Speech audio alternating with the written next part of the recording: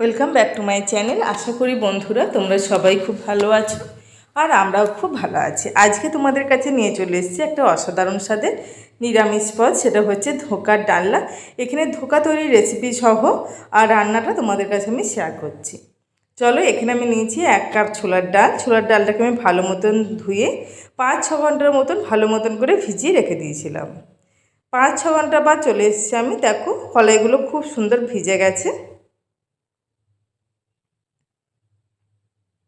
কলাই ভালো মতন ভিজে গেলে আঙুল দিয়ে ভেঙে নেওয়া যাবে। দেখো, কলাইটা বেশ ভালো ভিজে গেছে, তোমরা বুঝতেই পারছো। এবার আমি একটা নিচ্ছি বড় বড় মিক্সিং জারের মধ্যে ভেজা কলাইটা নিয়ে নেব। কলাইটা আমার সমস্ত নেওয়া হয়ে গেছে। এবার আমি দিয়ে দিচ্ছি 6টা কাঁচা লঙ্কা। এটা ঝাল কম বলে 6টা লাগছে, তোমরা যে যেমন ঝাল খাও সেরকম দেবে। আর একটুখানি আদার কুচি। এবার আমি সমস্তটাকে ভালো মতন করে পেস্ট করে নেব। প্রয়োজন পড়লে অল্প জল দেবে, না হলে জল না দিলেই ভালো হয়। চলো, সমস্তটা আমার পেস্ট হয়ে গেছে। এখানে কিন্তু খুব মিহি যে করতে হবে তার কোনো দরকার নেই, একটু খিচে থাকলেও হবে। চলো, পেস্টটা রেডি হয়ে গেছে। এবার আমি একটা কড়াই নিয়েছি, কড়াইয়ের মধ্যে দিয়ে দিচ্ছি বেশ কিছুটা সর্ষের তেল। এখানে আমি 3 থেকে 4 চামচ সর্ষের তেল দিলাম। সর্ষের তেলের মধ্যে আমি এখানে দিয়ে দেব মৌরি আর দিয়ে দেব কালো জিরে। মৌরি আর কালো জিরে কিন্তু ধোকাতে খুব সুন্দর একটা স্বাদ আনবে, আর ধোকা খাওয়ার সময় মুখে যখন পড়বে খুব ভালো লাগবে। আর দিয়ে দিচ্ছি অল্প একটু হিং। হিং না দিলে তো ধোকা রেডি হবেই না। সমস্ত জিনিসটা আমি 2 মিনিটের মতন নাড়াচাড়া করে নিলাম। ব্যাস, নাড়াচাড়া করে নেওয়ার পর এখানে আমি হলুদ দিয়ে দিলাম। এই সময় কিন্তু গ্যাসের ফ্লেমটা অবশ্যই লো রেখে দেবে। হলুদটা আমি তেলের সঙ্গে ভালো মতন করে মিশিয়ে নিলাম। আর দিয়ে দিচ্ছি বেশ খানিকটা নুন, যাতে ধোকাটা নুন ভাবটা আসে তার জন্য। চলো, সমস্তটা আমার নাড়াচাড়া করা হয়ে গেছে। এবার আমি দিয়ে দেবো পেস্টটা, ছোলার ডালের পেস্ট যেটা আমি তৈরি করে রেখে দিয়েছিলাম। সেই পেস্টটা দিয়ে আমি মিনিট 7-8 মতন নাড়াচাড়া করে নেব। দেখতে হবে ভালো মতন জিনিসটা তৈরি হয়, আর হাতে নিয়ে দেখতে হবে যাতে তাড়াতাড়ি শুকিয়ে যায়। চলো, এবার আমি এর মধ্যে অল্প একটু চিনি দিচ্ছি। চিনি দিলে নিরামিষ পদের একটু টেস্টটা বেশি ভালো আসে। চলো, এবারে আমি আরও একটু নাড়াচাড়া করুন। দেখো, জিনিসটা বেশ শক্ত মতন হয়ে যাচ্ছে, সেটা তোমরা দেখে বুঝতেই পারছো। ব্যাস, প্রায় রেডি হয়ে গেছে। আর এটাকে বেশি শুকলে এটা গুঁড়ো হয়ে যাবে, আর তাহলে ধোকা তৈরি করা যাবে না। এখানে আমি একটা স্টিলের থালা নিয়েছি, ওর মধ্যে আমি একটু সর্ষের তেল মাখিয়ে নিলাম। তার উপর আমি দিয়ে দিয়েছিলাম ধোকার পেস্টটা। ব্যাস, এবারে আমি ছুরি দিয়ে কেটে নেব। এটা আমি মিনিট 10-15 মতো রেখে দিয়েছিলাম, তারপরেই একদম রেডি হয়ে গেছে। দেখতে পাচ্ছ খুব সুন্দর বেরিয়ে চলে আসছে, কারণ সর্ষের তেলটা থালার মধ্যে দেওয়া ছিল সেই জন্য। আর দেখো, ধোকাগুলো খুব সুন্দর রেডি হয়ে গেছে।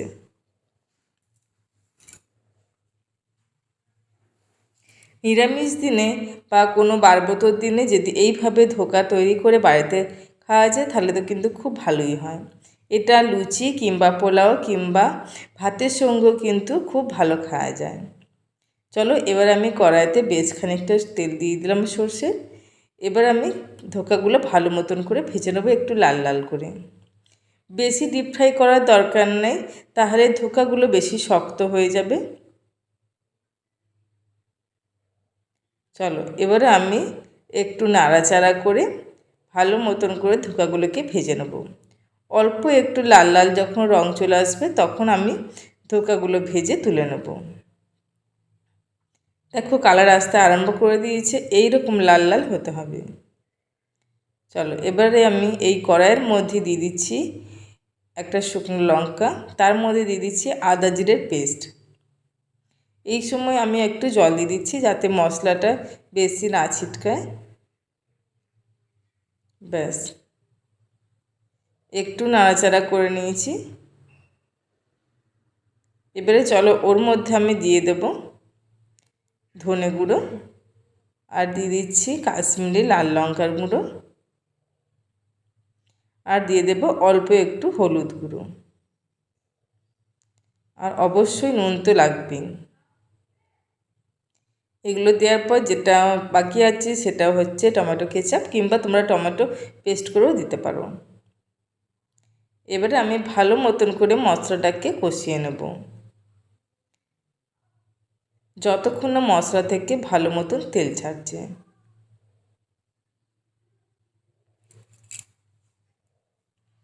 দেখো মশলা থেকে কিন্তু তেল ছাড়তে আরম্ভ করে দিয়েছে, ওর জন্য আমি আরেকটু মশলাতে জল দিয়ে দিলাম।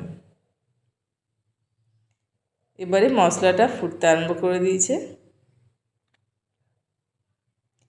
আর ধোকা খেতে কিন্তু সবাই ভীষণ পছন্দ করি আমরা, তোমরাও আশা করি পছন্দ করবে। আর খুব সহজে বাড়িতে ধোকা তৈরি করে রাখা যাবে। তোমরা চাইলে আগের দিন তৈরি করে কন্টেনার ফ্রিজে রেখে দিতে পারো। চলো ওর মধ্যে আমি আরও খানিকটা জল দিয়ে দিলাম। এবারে আমি ভেজে রাখা ধোকাগুলোকে দিয়ে দেবো, কারণ মশলাটা এখানে ফুটতে আরম্ভ করে দিয়েছে।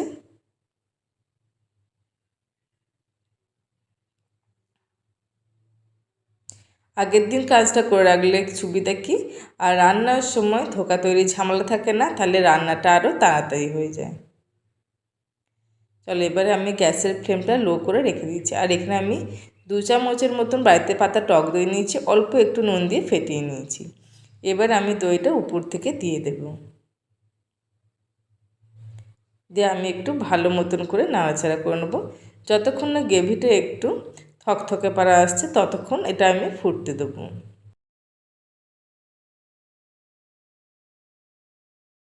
ডাল দিয়ে যেহেতু রেসিপিটা, সেহেতু ডাল যে কোনো জিনিসকে এমনি মানে টাইট করে দেয়। আর সেই জন্য একটু অল্প মানে ক্রিমি ক্রিমি ভাবটা থাকতে হবে।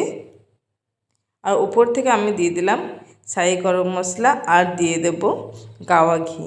নিরামিষ তরকারিতে অবশ্যই ঘি আর গরম মশলা না দিলে একদমই ভালো লাগে না। চলো আমার এই রেসিপিটা আজকে প্রায় শেষের দিকে। তোমরা অবশ্যই বাড়িতে এই ধোকার রেসিপিটা ট্রাই করবে, আশা করি তোমাদের ভালো লাগবে। একদম অল্প উপকরণে বাড়িতে কোনো আত্মীয়স্বজন এলে কিংবা নিরামিষ দিনেতে ধোকা কিন্তু খুব খেতে ভালো লাগে। আশা করি তোমাদের আজকের রেসিপি ভালো লাগবে, তোমরা অবশ্যই বাড়িতে ট্রাই করবে। আমার সমস্ত বন্ধুদের জানাই অসংখ্য ধন্যবাদ যারা আমার চ্যানেলটি সাবস্ক্রাইব করেছো। যারা আমার ভিডিও দেখো এখনও চ্যানেলটি সাবস্ক্রাইব করোনি, তারা অবশ্যই আমার চ্যানেলটি সাবস্ক্রাইব করবে। আর ভিডিও দেখা সত্ত্বেও প্লিজ কমেন্ট করবে। কমেন্ট করলে আমি জানতে পারবো যে আমার কারা ভিডিও দেখছে আর তাদের কেমন লাগছে। আর যদি বাড়িতে অবশ্যই রেসিপিটা ট্রাই করো তাহলে অবশ্যই কমেন্টে আমাকে জানাবে। চলো আজকের ভিডিওটা আমি এখানেই শেষ করছি। তোমরা ভালো থাকবে, সুস্থ থাকবে। অন্য কোনো দিন অন্য কোনো ভিডিও নিয়ে আবার তোমাদের কাছে আমি হাজির হয়ে যাব।